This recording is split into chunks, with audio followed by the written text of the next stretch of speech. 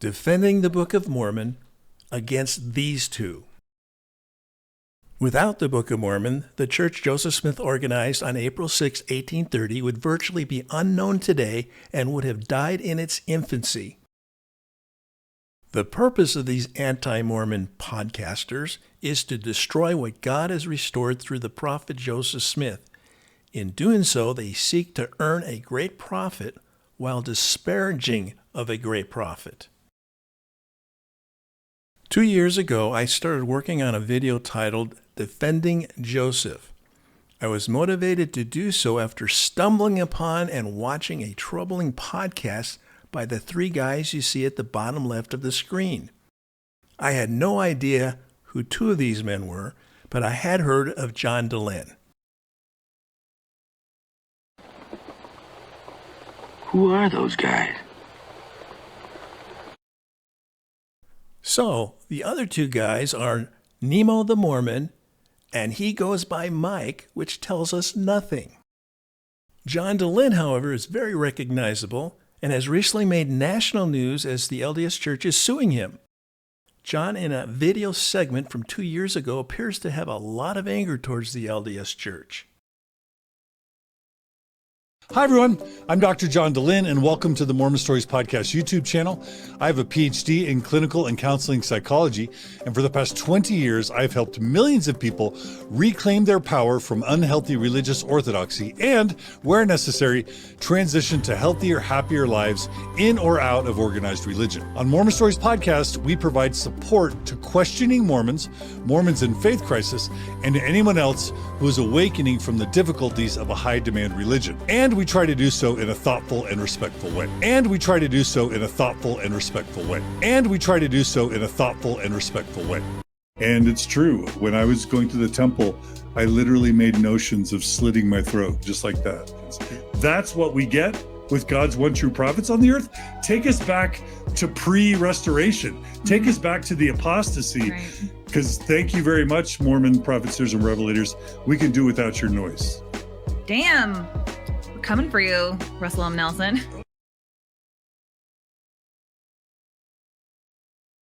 We'll come back to these guys, but I need to pause here to inject a powerful, positive segment of this video that provides overwhelming evidence of the truthfulness of the Book of Mormon. Then we can be better prepared discussing the negative and toxic environments created by these and other anti-Mormon podcasters. Here is that segment. I think most of us, except for criminals, appreciate the value of fingerprints when it comes to personal identification. Fingerprints are infallible. They are foolproof. No two fingerprints are alike. Technology developed towards the end of the 19th century allowed for the capture and preservation of fingerprints. 1901, Scotland Yard established its first fingerprint bureau. 1902, the United States began using fingerprints for identification. Today, with the use of powerful modern computers, word prints are another way to precisely identify individuals. Computers are programmed to analyze literature using statistics, math formulas, and artificial intelligence to determine the unique style of an author's writing. It was this technology that was used to identify and lead to the capture of the Unabomber. How the Unabomber's unique linguistic fingerprints led to his capture. Introducing John Hilton III. It was John's grandfather who worked with the FBI to help identify the Unabomber, which led to his capture. John is a professor of religious education at Brigham Young University. He has a master's degree from Harvard and a PhD from BYU, both in education. John has also put together a wonderful gospel-based website located at johnhiltonthird.com. At this website, he provides his The Book of Mormon, a Master Class. This class is free and contains 52 incredible lessons on the Book of Mormon. John's book, Voices in the Book of Mormon, compares the linguistic fingerprints of many major speakers in the Book of Mormon, from Nephi and Mormon to Jacob and Jesus Christ. This book examines the fact that the prophets in the Book of Mormon were individuals with distinctive speaking patterns that are unique in vocabulary and style. These voices highlight the textual richness and complexity of the Book of Mormon, providing meaningful evidence that Joseph Smith did not write it. Stephen Jones of the podcast Let's Get Real and David Snell of Keystone Let's Talk About It conducted 2 fascinating interviews with Dr. Hilton, exploring how word prints provide yet another powerful validation as to the truthfulness of the Book of Mormon. Here are 2 short segments from those 2 interviews. If you publish my essay, I'll stop bombing people. Let me take you back to the 1990s. It's a totally different world back there. A guy named he's on the FBI's most wanted list because he's A Unabomber. people have died, people have been hurt. The FBI cannot figure out who this guy is. Sends it to the New York Times. Says, if you publish my essay, I'll stop bombing people. The New York Times contacts the FBI, and then they contact my grandpa. Hilton has used his techniques to help the FBI identify possible authors of the Unabomber's manifesto. And that leads to the Unabomber being arrested. The idea that there's a unique style of writing, it's part of the academic literature, and it was actually part of the criminal literature. But also has led to helping us discover that there are many unique voices in the Book of Mormon. It helps us answer the question if Joseph Smith wrote the Book of Mormon. There's so much intellectual evidence that says there is no way Joseph Smith wrote the Book of Mormon. And word prints is one of those.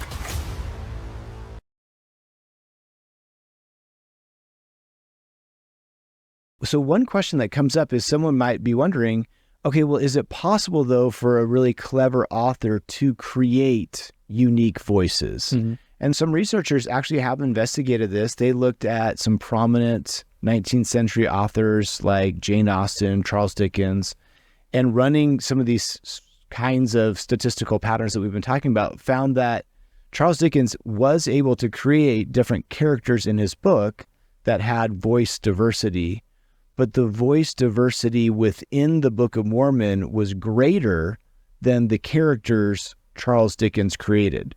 So here you have one of the greatest authors of all time intentionally trying to create specific characters, and the Book of Mormon exhibits more diversity in character speech than his characters did.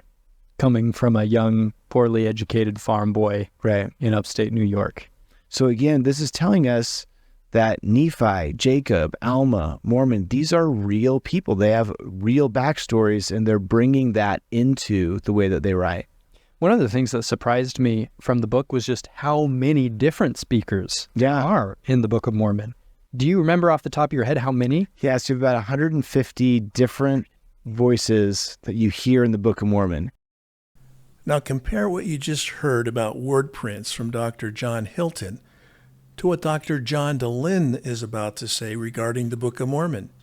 As you listen to him, ask yourself, does he sound like a man with a PhD as he rambles on, making a statement like, all of us have been conditioned? Not some of us or a lot of us, but all of us? Who seems more intelligent, Dr. Dehlin or Dr. Hilton? Then listen to Alyssa Grenfell's 10-word response on her thoughts about the Book of Mormon. So number one, how could Joseph Smith have written the Book of Mormon? That's such an amazing book. You have to begin with the fact that all of us, number one, have been conditioned from birth to believe that it's an amazing, sophisticated book. And it was John Hamer who first sort of said something that felt blasphemous at the time, but that as I've sat with it, really rings true, which is that it starts as a not impressive book. The Book of Mormon, Mark Twain called it chloroform in print. If you read the dictated manuscript, it reads like a lot of folksy gibberish that's been corrected much later. And if you just think about your experiences reading the book, it's actually not a great book unless you've been taught from age 0 that it's an amazing book, and you've had all these emotional experiences with your parents, with your grandparents, with your church leaders, in your ward situations.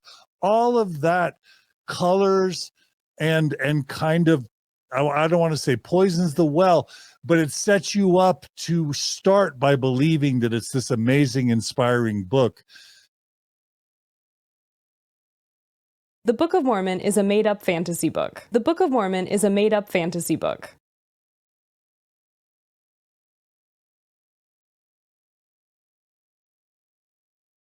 So here we are back to these three guys, the three amigos. I would call them the three stooges, but one of them has a PhD. In any event, these three men accuse Joseph Smith of being a fraud. They claim that the Book of Mormon was a product of Joseph's imagination, borrowing and plagiarizing from various sources. Consequently, to them, the church and everything else that has grown out of Joseph Smith's deception is the fruit of a poisonous tree. Their mission is to chop the tree down by debunking Mormonism. With hundreds of podcasts and years of experience, they are successfully chopping away at the Mormon tree branch by branch and leaf by leaf. Here is the Mormon Stories YouTube page from a screenshot I took 2 years ago on May 21st, 2024. On that date, it shows that they had 249,000 subscribers and 1,900 videos. Then 2 years later, to the very day, I took this screenshot on May 21st, 2026. It shows that Mormon Stories grew by 58,000 new subscribers. It also shows they produced another 700 videos. In addition to the money YouTube pays for viewership, Mormon Stories also solicits for donations. Mormon Story Podcast is dedicated to exploring, celebrating, and challenging, and I would change that word to disparaging, Mormon culture in constructive, and I would change that word to non-constructive ways.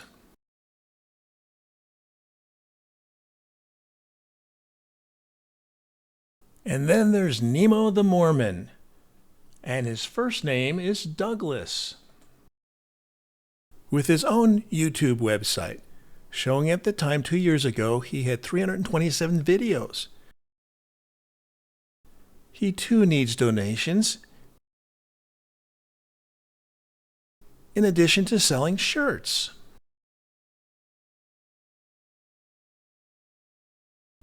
And then there's Mike, whoever he is. Mike, we are told, was involved in building this website. I can only imagine the hundreds, if not thousands, of hours spent creating this. And under the final summary, we read in part, quote, "The Book of Mormon is not an ancient, authentic text, and that the elements that are unique about Mormonism are not good," unquote. Wow, impressive writing. These three helped in the creation of LDS Discussions, an examination of Mormon truth claims. At this point in time, 2 years ago, there were 55 podcasts. Many of the podcasts are over 2 hours in length. This is the podcast that I watched that initially fueled my response to create this video, titled How the Book of Mormon Was Composed. For 2 hours and 17 minutes, I watched the entire podcast. It was painful. Quote, "The conclusion of the video summarizes the argument and reiterates the position that the Book of Mormon was not written by a prophet, but rather composed by Joseph Smith," unquote. Fast forward to our current day. Nemo the Mormon has been working his YouTube site for over 5 years now, and John Dehlin for over 20 years. However, there's a new star in town. Her name is Alyssa Grenfell, and she is dominating the Anti-Mormon YouTube viewership and subscription base. Here is her YouTube page that I made appear to come up and down like a roll of toilet paper. How appropriate. The screenshot of her site, as you can see, was taken on May 21st, 2026. Notice the thumbnail, bottom center, there you can see our two anti-Mormon stars together in a podcast discussing John Dehlin's LDS lawsuit. Here is a page showing Alyssa's oldest podcast, only 2 years ago. Notice the podcast topics. She certainly started out nasty. Here's Alyssa's page showing her most viewed podcasts. Now let's take a look side by side, starting out with Mormon Stories. At the Mormon Story podcast description, we read, quote, Mormon Stories podcast with Dr. John Dehlin is the longest running and most successful podcast in Mormonism, unquote. Yes, it is the longest, but Alyssa is now defining what successful means. Next, Nemo the Mormon, 5 years in the business with 44,000 subscribers, 629 videos, and 13,865,000 views. Finally, there's the newbie, only 2 years in the anti-Mormon podcast arena, and she is dominating it. Here currently are the most viewed podcast episode for each of them. Mormon Stories, 1.4 million views. Nemo the Mormon, 153,000 views. Alyssa, site 2.4 million views. So, it's time to make the varsity cut. Nemo the Mormon just doesn't have the numbers. Now this is amazing. John Dehlin, with his Mormon Stories, has been in business over 20 years, 10 times longer than Alyssa Grenfell. However, Alyssa in just 2 years has attracted twice the number of total subscribers as John has, and well over twice the number of his views. In part 2, I have a challenge.